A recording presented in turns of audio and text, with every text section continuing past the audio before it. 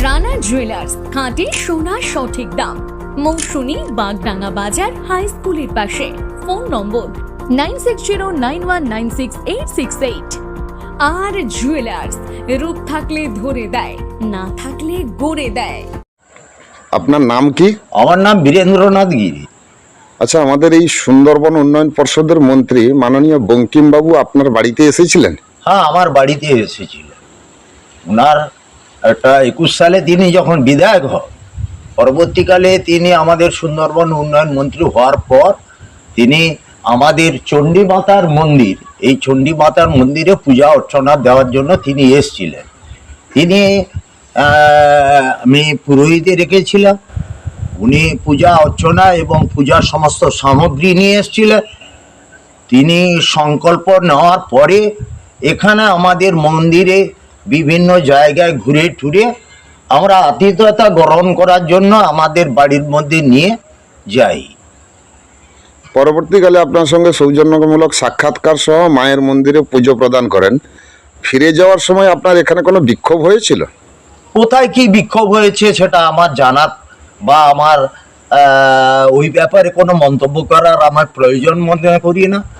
তিনি এসছিলেন আমার বাড়িতে, মমতা বন্দ্যোপাধ্যায়, অভিষেক বন্দ্যোপাধ্যায় একজন সৈনিক হিসাবে। আমি 98 সাল থেকে দল করে আসছি।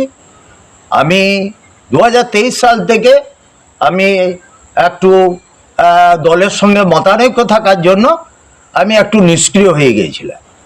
তাদের নির্দেশক্রমে আমার বাড়িতে এসেছিল, পুরনো সক্রিয় কর্মীদের ফিরিয়ে নেওয়ার আহ্বান জানিয়েছিলেন। আমি সেখানে বলেছিলাম যে আমি আমার সাধারণ কর্মীরা তাদের সঙ্গে যথাযথ আলোচনা করে আমি ফিরে যাওয়ার ব্যাপারে একটা সিদ্ধান্ত গ্রহণ আপনাকে জানাবো। তো আপনি আগামী দিনে আপনি সহ আপনাদের দলের যারা সক্রিয় কর্মী আছে তাদেরকে কি নিয়ে আবার তৃণমূলে প্রত্যাবর্তন করছেন? আমি এখন আলোচনার মধ্যে আছি। আমাদের 5টা অঞ্চলে যারা কর্মী আছে, সেদিনকার বিধায়কের সঙ্গে সিরাজ আলী খান বাবু এসেছিলেন, শতদ্রু শোভনকর বাবু এসেছিলেন, আসান আলী খান বাবু এসেছিলেন এবং আমাদের 30-40 জন রাধানগর দুর্গাপুরে মুসলিম ভাইরা এসেছিল, আমাদের স্থানীয় কর্মীরা এসেছিল। তারপরে তারা সেই বার্তাটা নিয়ে গেছে।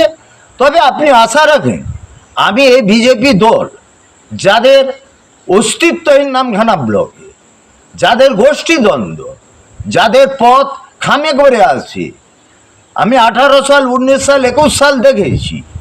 এখানে কোনো দাঁড়িয়ে নামখানা ব্লকে বিজেপি কোনো রকম সংগঠন শ্রীবৃদ্ধি করার লক্ষ্যে নয়, ওরা কামানোর লক্ষ্যে ওরা পদ নিয়ে টানাটানি করে। আর ওটা নিয়ে আমি নামখানা ব্লকে বিজেপির সংগঠন নিয়ে আমি চিন্তা করি না। আমাদের সংগঠন ঐক্যবদ্ধ। আগামী দিনে আমি তৃণমূলে ফেরার একবারে 100%, কিন্তু আলোচনা বৃদ্ধিকে আমি কিছুটা সময়ের অপেক্ষায় আছি।